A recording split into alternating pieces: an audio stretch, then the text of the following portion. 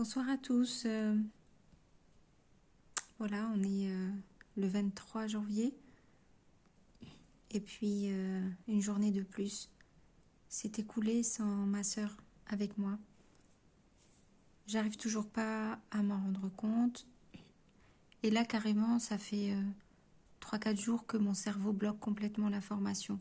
Maintenant, c'est certain parce que au cours de la journée, quand j'ai envie d'avoir un moment de repos, j'ai tout d'un coup envie de penser à elle. Je commence à voir une image, un souvenir se mettre en place dans ma tête et automatiquement, je m'arrête et je me dis non, non, non, surtout va pas là. Et ça s'arrête comme si je marchais dans le vide. C'est très bizarre comme sensation, mais je sens que mon cœur se serre et en même temps, il y a ma tête qui dit stop, stop, stop, ne va pas là. Donc je bloque. Pour l'instant, j'arrive à le faire. Et puis, mais je sais qu'elle est là, présente partout autour de moi. Je n'arrête pas de penser à elle. Je suis toujours aussi fatiguée et je n'arrive toujours pas à comprendre. Je suis vraiment... voilà. Je me pose aujourd'hui beaucoup de questions sur l'avenir parce qu'on habitait ensemble. Voilà, toutes les deux, on a habité ensemble pendant 4 ans. On était dans une petite maison qu'on louait ensemble en Bretagne et on était dans la même équipe toutes les deux. On était persuadés qu'elle allait guérir. C'est ce qu'on voulait et ma sœur était extrêmement sportive comme fille et extrêmement déterminée. Et moi aussi, je suis très déterminée. Donc à nous deux, on était persuadés qu'on arriverait à s'en sortir. Et je dis bien à s'en sortir parce que c'est une... Quand on est jumelles, c'est une affaire qui nous concerne toutes les deux. Il n'y en a pas une qui s'en sort sans l'autre. Je me sentais complètement concernée.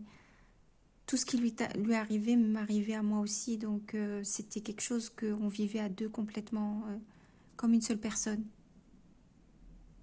Et j'essayais un petit peu d'absorber tout ce qu'elle pouvait plus faire ou tout ce qui était un peu compliqué physiquement pour elle en me disant bon, de toute façon il faut le faire parce qu'après elle va reprendre de l'énergie et elle va y arriver. Donc on a vécu vraiment ensemble ces 4 années et aujourd'hui c'est vrai que je me pose des questions sur l'avenir parce que je peux pas rester habiter dans cette maison, je peux pas la louer toute seule.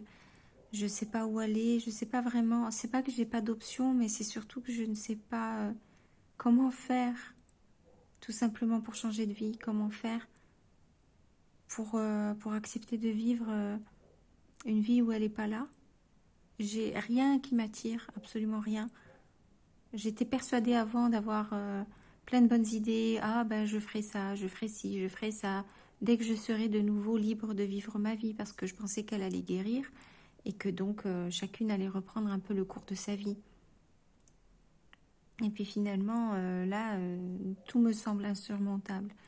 Et je suis juste là dans la maison de ma mère. Je suis juste là, dans un coin, tous les jours exténuée.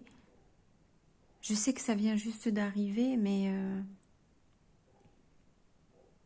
je ne sais pas du tout dans quelle direction aller. Je ne sais pas du tout.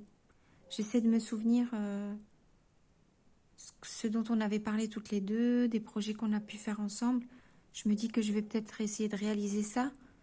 Et puis aussi, je me dis qu'est-ce qu'elle me dirait si elle était là, évidemment. Évidemment que c'est à elle que je demanderai en premier. J'irai la voir et je lui demanderai son avis. Je lui exposerai tous mes soucis, mes choix, mes hésitations, mes doutes. Et puis elle écouterait et puis elle me conseillerait. Et en général, ça m'a toujours aidée. Là, aujourd'hui, j'ai pas son conseil, je peux même pas lui parler. Donc voilà, c'est la thématique de la journée aujourd'hui. C'est qu'est-ce que je vais devenir? Où est-ce que je vais aller? Qu'est-ce que je vais faire? Parce qu'effectivement, pendant 4 ans, je suis sortie de tout travail, toute autre occupation extérieure. Ma principale activité, c'était de m'occuper de ma sœur et d'essayer de l'en sortir. C'était vraiment un boulot à plein temps. Il n'y avait pas de famille autour de moi et de ma sœur, donc on était vraiment que toutes les deux en vase clos. Et puis, voilà. J'ai encore du mal à raconter ce qui s'est passé. Je vais le faire parce qu'il y a plein de souvenirs, évidemment. Et puis aussi peut-être parce que ça peut aider d'autres personnes. Les, le chemin que ma sœur a suivi, les conseils que moi je lui ai donnés, les choses que nous avons faites, évidemment, ne regardent que nous. Maintes fois, on s'est fait critiquer de ne pas avoir pris le bon chemin, de ne pas avoir pris les bonnes décisions, de ne pas avoir fait les choses qui, soi-disant, auraient pu la sauver. Faut savoir que dès le départ, en fait, les médecins de la médecine conventionnelle sont honnêtes et directs et vous disent qu'avec un diagnostic d'une métastase osseuse, c'est impossible d'en guérir et que c'est une maladie incurable et mortelle.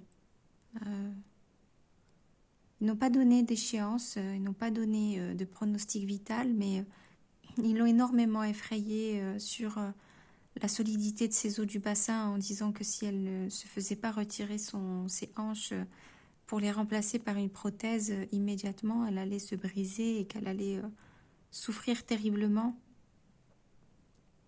Elle ne l'a pas fait et elle ne s'est jamais brisé les os du bassin. Et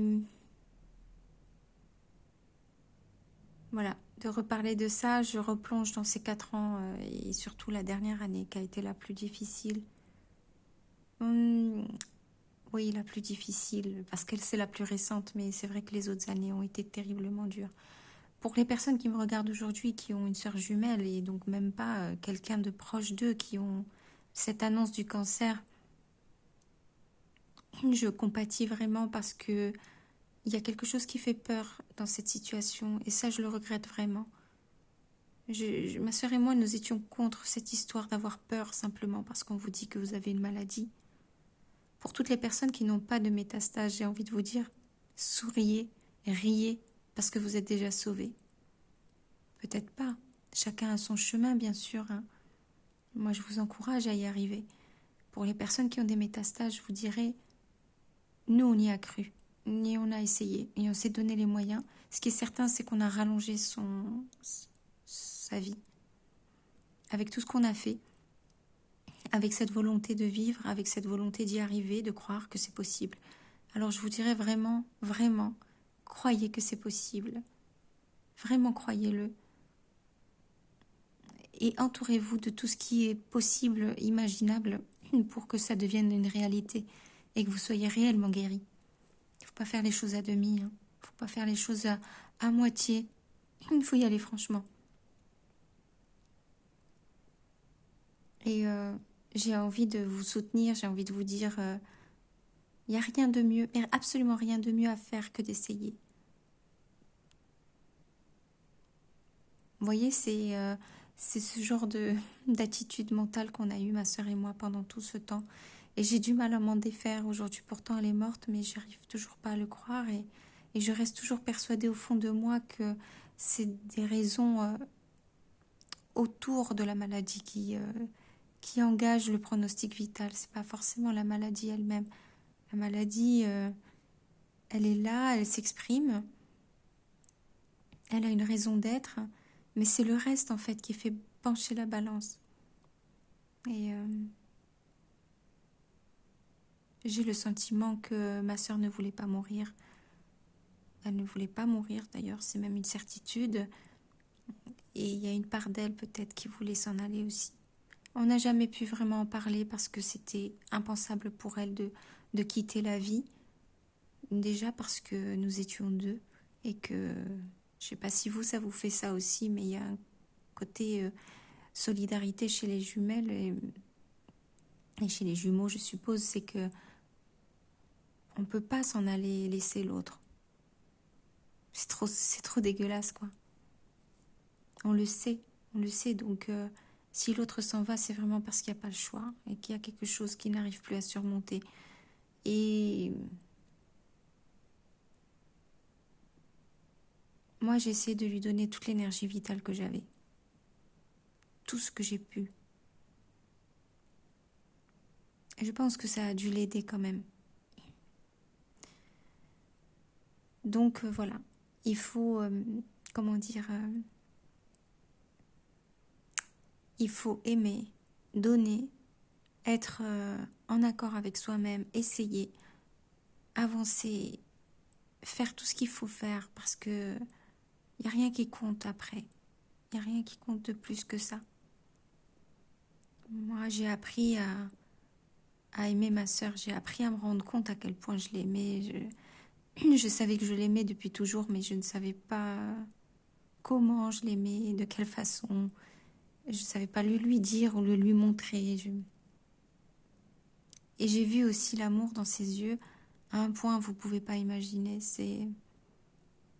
J'ai jamais vu autant de tendresse et autant d'affection. Cette envie de me protéger, cet amour absolument incroyable. Énorme, absolument énorme. Et c'est comme si ça m'enveloppait complètement. Voilà, j'ai beaucoup de mal à être cohérente dans ce que je dis parce que j'ai, comme je vous ai expliqué, mon cerveau qui bloque absolument tout et du coup ça devient moins facile pour moi d'avoir un schéma de pensée. Et surtout qu'il y a les émotions qui commencent à s'inviter, donc c'est moins facile. Mais je vais essayer de persister dans ces vidéos parce que je pense vraiment qu'il y a quelque chose à partager. Je pense que ça va être un peu peut-être difficile dans les premières vidéos, mais il y a un moment donné, ce que je voudrais vous dire va sortir et vous pourrez l'entendre.